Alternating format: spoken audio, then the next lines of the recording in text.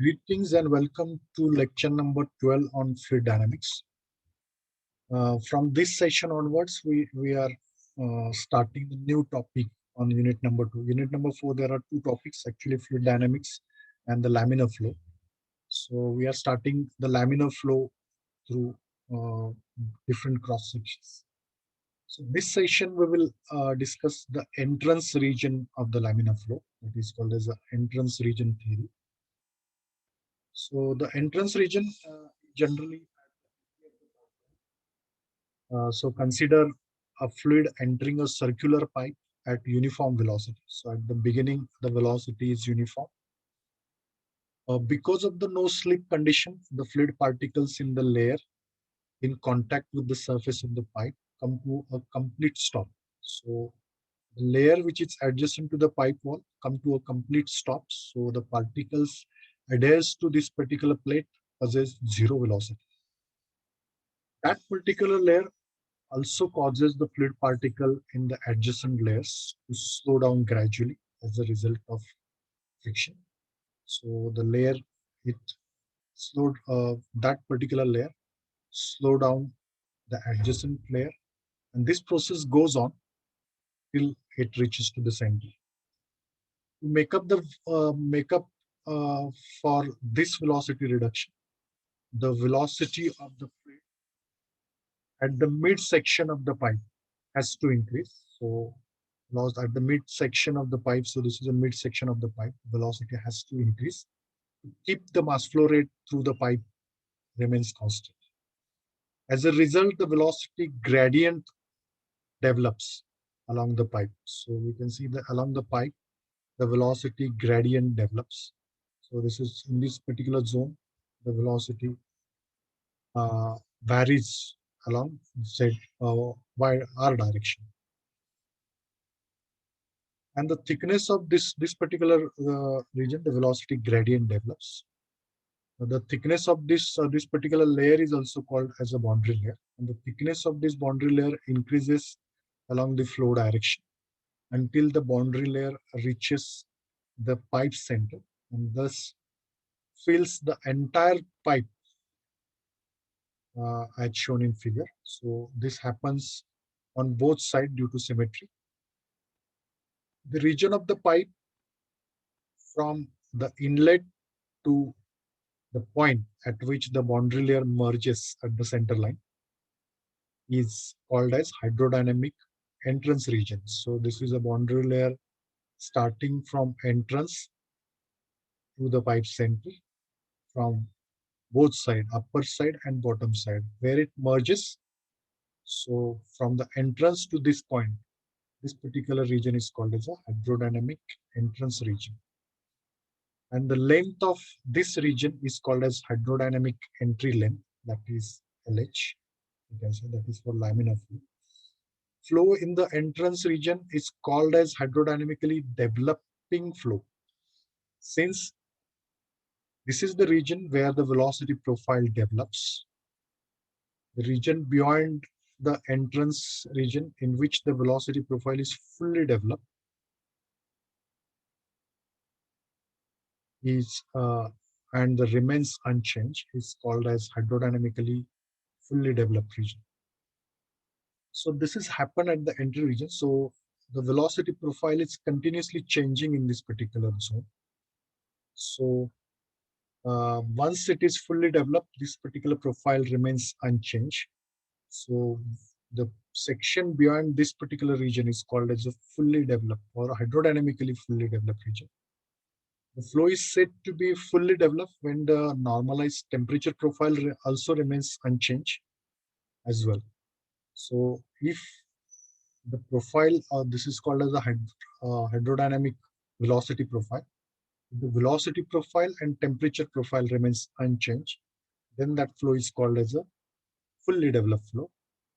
Hydrodynamically developed flow is equivalent to fully developed flow when the fluid in the pipe is not heated or cooled. So if as far as the fluid mechanics is concerned, if the normal fluid temperature the fluid possesses, then hydrodynamically fully developed flow is also called as fully developed flow because the temperature effects are negligible in that case. So in that case, the fluid temperature remains essentially constant. That condition is there. But if it is the problem of heat transfer, in that case, if the surface is heated, then the fluid temperature is continuously changing. In that case, the thermal boundary layer also comes in the picture.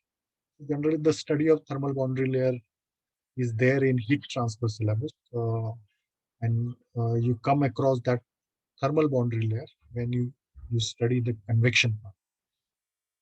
Now, this is hydrodynamically fully developed plate. So this particular core is called as inviscid core. So here there is no effect of viscosity happens. So beyond this particular core, the viscous effects are there. That's why the velocity gradients are there. So we can see the this particular region, the flow is also called as a two-dimensional flow because the velocity varies along y direction as well. So beyond this particular point, the velocity doesn't vary at a one particular location.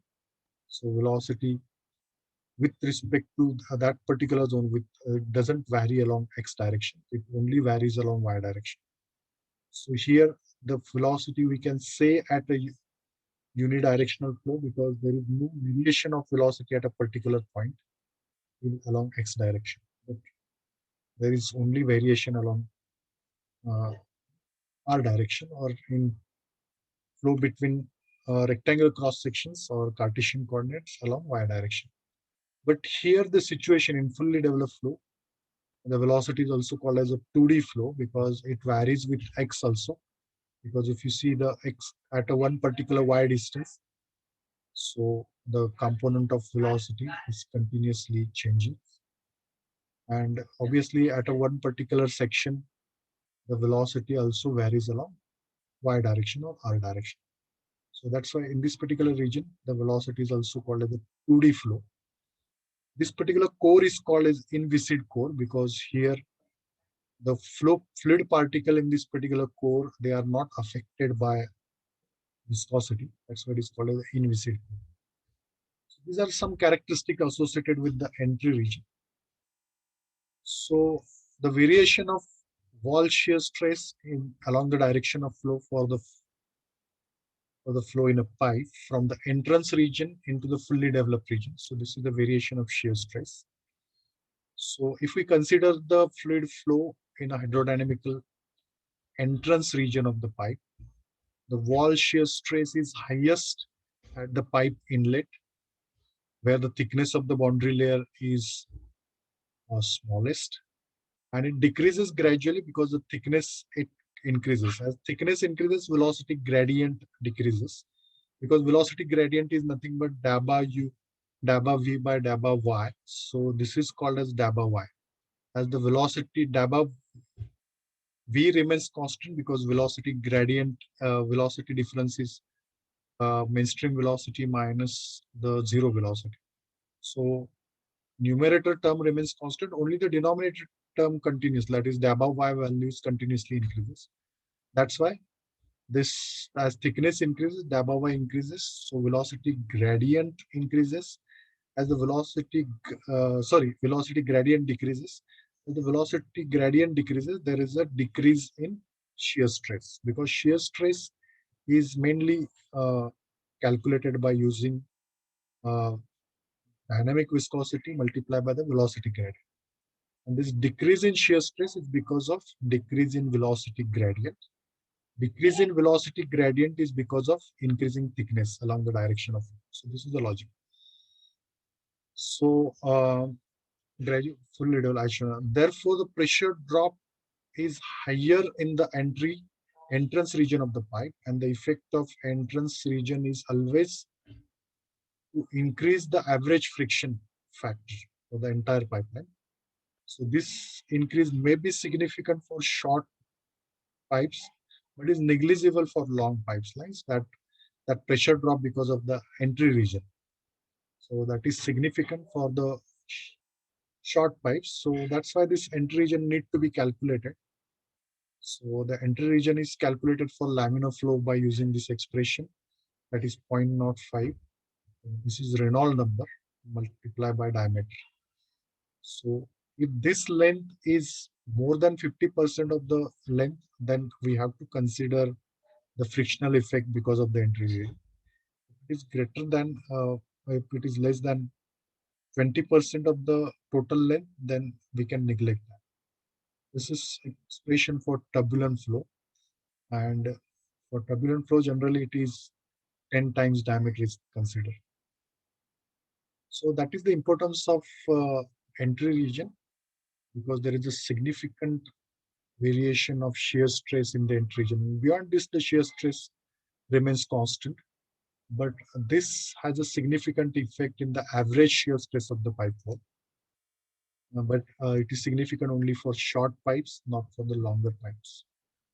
So these are some characteristics of the entry region. So generally the note can be asked. So this much 4 or 5 points are sufficient to describe this entrance region. So that's why when the flow is generally in heat transfer application, whatever the test section is selected, it is considered not at exactly at the entrance. It is some distance from the entrance. That distance is calculated by using this expression. So if you are analyzing laminar flow, then we have to leave this distance, and then beyond this we can study whatever the analysis part. So what are the expressions we use that is beyond this particular point? Same is for turbulent flow. The alternate expression for turbulent flow is written. So that's it from this particular session. At the end of this session, you could be able to exhibit characteristics of the flow at the entrance regions.